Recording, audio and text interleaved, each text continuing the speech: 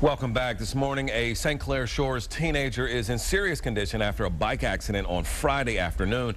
But her family is now by her side some 17 hours after trying to identify this mystery victim. It's a story that had many parents wondering, how could this happen? It turns out the girl wasn't expected home until late that night, and her mother was working the midnight shift. Of course, this whole situation is any parent's worst nightmare, but there are some things that parents can do and learn to prevent this from happening. A little pre-planning may have made the difference, and joining us this morning is Macomb County Sheriff Anthony Wickersham.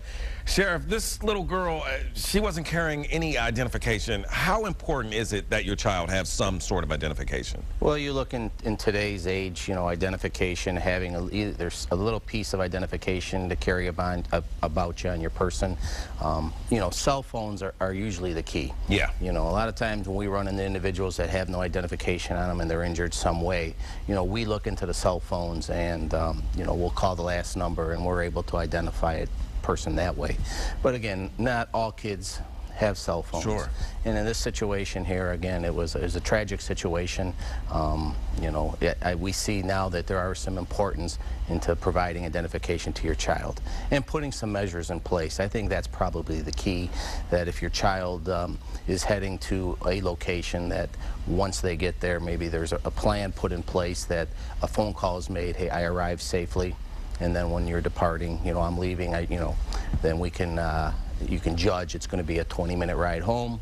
If you're not there in 20 minutes, then we're going to start looking for you. And as it relates to ID, I know that you can get state-issued ID, but there are also a lot of programs that offer identification where you can get your child fingerprinted. I know my kids have little ID cards that they've gotten from a variety of free events that you don't necessarily have to pay for this. Sure. In a lot of communities, a lot of children's fairs and Optimist Club, things that are geared towards children, law enforcement agencies throughout the country set up those fairs where we could get fingerprints from a child, or we can take samples of DNA, and the parents hold on to that just in case the child goes missing or is abducted, or have a way to identify that child.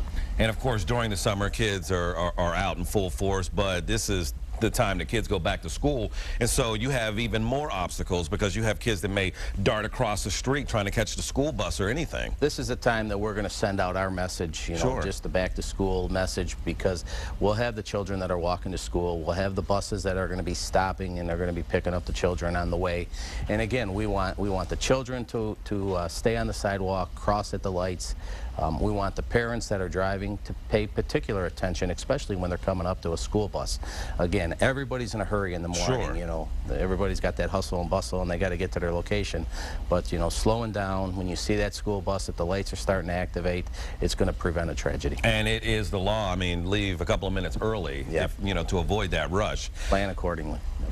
Initially, police did not release this young lady's information, her picture. Why was that? Why did it take so long to release that? Well, again, I can't, you know, speak for what the Roseville Police Department. They're a great organization, and I'm sure that they had their reasons. And again, I mean, maybe they were following up on some leads or doing that until such time. Again, the last thing you want to do is see your child on TV in an injury. I can't imagine. You know, laying in a hospital bed. So again, I'm sure they had a good reason not to release that picture until they exhausted all of their investigative leads. Thank you so much, Sheriff. Very useful information. And of course, we will try to put more information on our website. Again, that is WXYZ.com. Sheriff, again, thank you, sir. Thank you very much. Have a good day. You too.